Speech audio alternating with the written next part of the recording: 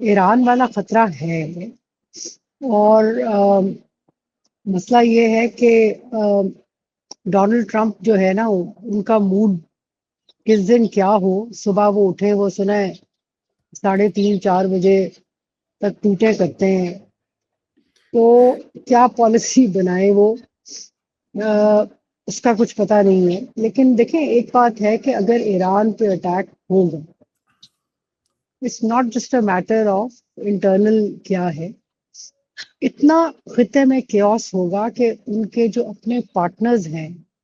سعودی عربیہ، بحرین، قطر، you اے ای، یہ سارے ملک اور پاکستان بھی، ساروں کے اندر ایک ریجن میں ایسا کیوس ہوگا جو کہ میں سمجھتی ہوں کہ ایک ڈائلاگ چل رہا ہوگا ڈونلڈ ٹرمپ کے ساتھ کہ بھائی ذرا دھیان سے کرو، ایسا نہ کرو، وغیرہ وغیرہ۔ ہمیں یہ بھی پتا ہے کہ اسرائیل چاہتا ہے کہ اٹیک ہو، اور آپ کے پچھلے پروگرام میں نے یہی عرض کیا کہ اسرائیل کا انٹینشن رژیم چینج ان ایران نہیں ہے، بلکہ کلیپس، ایران جی کا کلیپس ہے، جیسے کہ صدام حسین کے بعد ہوا، یا جیسے سیریا میں اسد کے بعد ہوا۔ اب ہم نے سیریا کو دیکھ لیں، اتنا کیوس بڑھا کہ مسائل کھڑے ہو گئے، پورے خطے کے لیے مسائل کھڑے ہو گئے، وہ ہینڈل پھر کرنا بڑا مشکل ہو جاتا ہے، کیونکہ یہ وہ والی جنگیں ہیں جو کہ اس پہ اس بیسس پہ لڑی جاتی ہیں کہ انٹرنل کیوس سے جو کیوس ہوگا اس سے کوئی خاطر خواہ تبدیلی آئے گی، لیکن کیوس بڑھ کے جو ہے اٹ کین سک in other countries of the region. تو میرے خیال میں اس میں ایک ڈائلاگ چل رہا ہوگا، اور یہ خبر ایک آئی تھی کوئی 10 12 دن پہلے کہ یو ایس اور ایران کا بھی کوئی ڈائلاگ خاموشی سے چل رہا ہے، اور آپ یہ دیکھیں کہ تھوڑا سا لینینٹ ہوئے ہیں، ایرانین رژیم بھی لینینٹ ہوئی ہے، اینڈ آئی ایم شیور کہ وہ کہ دیکھیں نا، کوئی 2000 لوگ انکلوڈنگ سیکورٹی فورسز ایران میں، ابھی یہ جو انٹرنل ان کے ہاں پروٹیسٹ ہوئے ہیں اس میں مارے گئے، اور وہ کہہ رہے ہیں، ٹرمپ کہہ رہے ہیں کہ ہیلپ از آن دا وے، وغیرہ وغیرہ، لیکن کیا یہ ہوگا؟ کہ جب تک ہوتا نہیں، جب ہوگا تو دیکھیں گے، لیکن ابھی تک ہونے سے پہلے یہ سمجھ کے چلنے کی ضرورت ہے کہ کوئی بھی ملک جو مڈل ایسٹ کا، جو کہ امریکن پارٹنر ہے اس وقت، جہاں امریکہ کے بیسز ہیں، وہ تسلی میں نہیں ہوں گے اس خبر سے۔ سو جسے کہتے ہیں نا، لیٹس ویٹ اینڈ واچ، جی انسٹیڈ آف کہ ہاں جی بالکل ہونے والا ہے۔ دیکھیں مجھے یاد ہے کہ 1990 میں جب عراق پہ امریکہ نے اٹیک کیا تھا، تو ان کے جنگی بیڑے وغیرہ چل پڑے تھے، یہ وہ، اور مجھے اچھی طرح یاد ہے، میں کب تب قائد اعظم یونیورسٹی میں پڑھاتی تھی، یہ نہیں، سوری، یہ 2001 کی میں بات کر رہی ہوں۔ جی جی تو ینگ اسٹوڈنٹس جو تھے پاکستان قائد اعظم یونیورسٹی میں، انہوں نے کہا جی ہم ناراض ہو جائیں گے اگر امریکہ نے کیا، لیکن میں نے کہا جی انہوں نے تو اپنی جنگی بیڑا بھیج دی ہیں، تو اٹیک تو ہوگا، one could be more definitive کہ اس وقت کیا ہو رہا ہے۔ اس وقت جو ہے it's like they are also looking, watching کہ کیا پاسبلٹیز ہیں۔ بالکل ایک خطرہ ہے ایران پہ، لیکن یہ ہے کہ اس کے بہت سارے جو کانسیکوینسز ہیں ریجن کے لیے،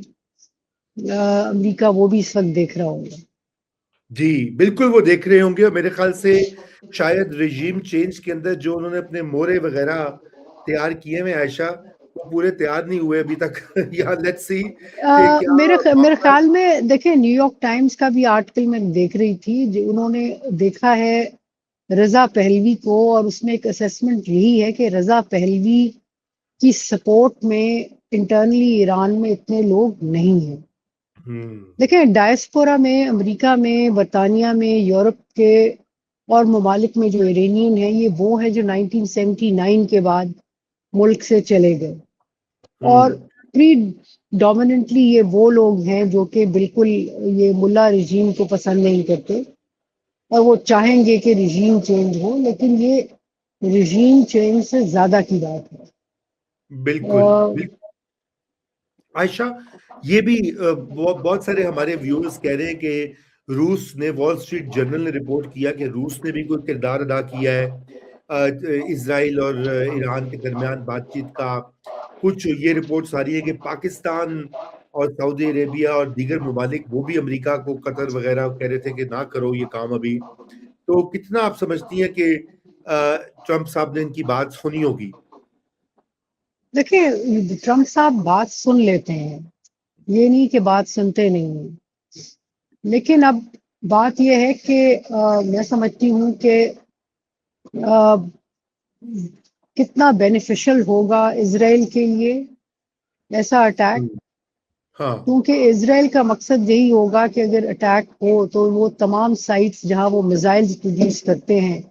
ان پہ اٹیک ہو سکے، کیونکہ پچھلی دفعہ کا اٹیک ہم نے دیکھا، اس کے بعد ایران نے رسپونڈ کیا تو رائٹ اس میں اسرائیل کے لیے خطرہ بڑھا۔ تو یا تو ایک ڈسائسو اٹیک ہوگا جس میں امریکہ کو بھی اپنی کیلکولیشنز کرنی ہے، اور یہ تمام ملک جو ہیں وہ ظاہر ہے آر ان ڈائلاگ اور یہی کہہ رہے ہوں گے کہ بھائی ایسا مت کرو، کیونکہ بہت نقصان ہوگا، بہت کیوس ہوگا جو کہ شاید ہینڈل کرنا مشکل ہے۔ رائٹ بالکل۔ اور رضا پہلوی کی بھی آپ نے بات کی، اکانومسٹ نے بھی اسیسمنٹ کی ہے، ہمارے ویور دھروو کہہ رہے ہیں، اور بھی بہت سارے جو ہے ایون ویسٹرن آؤٹ لیٹس جو ہے وہ بھی رو پٹ رہے ہیں کہ ساڈا بندہ جڑا نا تیار نہیں ہے، اس کو وہاں کوئی ایکسیپٹ نہیں کرے گا۔ اس وقت یہ پرابلم آ رہی ہے۔ لیکن اس سے ریلیٹڈ ذرا آ جاتے ہیں چابہار پورٹ کے اوپر، ویری امپورٹنٹ ڈیولپمنٹ، کیونکہ چابہار ایران کا جو پورٹ ہے جس پہ انڈیا مل کر بنا رہا تھا، اس کو دیکھا جا رہا تھا کہ یہ ایک الٹرنیٹیو روٹ بھی ہوگا انڈیا کے لیے، افغانستان کے لیے۔ اور مگر عائشہ، یہ جو اس کی انڈیا نے ٹرمپ کی ٹیرف کی دھمکیوں اور سینکشنز کی دھمکیوں کے بعد یہ بند کیا، یہ کیسا آپ اس کو دیکھتی ہیں؟ اس کے بعد کہ ٹرمپ کی ڈنڈا چل رہا ہے دنیا میں۔ دیکھیے جی، بالکل چل رہا ہے۔ 20% یا 25% انہوں نے کہا کہ اور ٹیرف لگا دیں گے، جو کہ کر رہا ہوگا ڈیل ایران کے ساتھ، بلکہ برکس کی جو ایک نیول ایکسرسائز تھی جس میں رشیا، ساؤتھ افریقہ، ایران بھی شامل تھے، اس میں بھی انڈیا نہیں گیا۔ دیکھیں، یہ صرف انڈیا کی بات نہیں ہے، آپ دیکھیں ہمارے تربت تک ہماری الیکٹریسٹی جو ہے وہ ایران سے آتی ہے،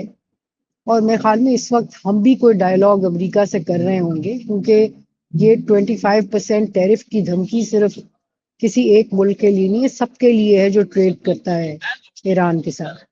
تو ہمارے لیے بھی مصیبت آ سکتی ہے، تمام وہ ملک جو ایران کے ساتھ کر رہے ہیں، ٹریڈ کر رہے ہیں، بیکاز دیکھیں میں سمجھتی ہوں کہ وارفیئر جو ہے نا، اس میں ایک تبدیلی آئی اوور ڈیکیڈز اینڈ سینچریز، جس میں economic sanctions and economic pressure, sociological pressure increase کرنے کی ہوئی، تاکہ لوگ اتنے تھک جائیں کہ وہ ملیٹریلی اپنی اسٹیٹس کے ساتھ کھڑے نہ ہوں اور سمجھیں کہ بھئی یہ رسپونڈ نہیں کیا جا سکتا، اور یہ پریشرز آر امپورٹنٹ۔ آپ یہ دیکھیں نا کہ اپنا جو اکنامک سینکشنز ہوتے ہیں، ان اکنامک سینکشنز کی وجہ سے ایران کے اندر بھی جو اس وقت ایک ڈومیسٹک کنفیوژن یا کیوس ہے، اس کی ایک بڑی وجہ ہے کہ لوگ انٹرنیشنل سینکشن سے ان کے پیسے دنیا میں پھنسے ہوئے ہیں، وہ لوگ تھک گئے ہیں، اور وہ چاہتے ہیں کہ رژیم جو ہے اپنا ایٹیٹیوڈ ٹورڈ دا ویسٹ جو ہے وہ تبدیل کرے۔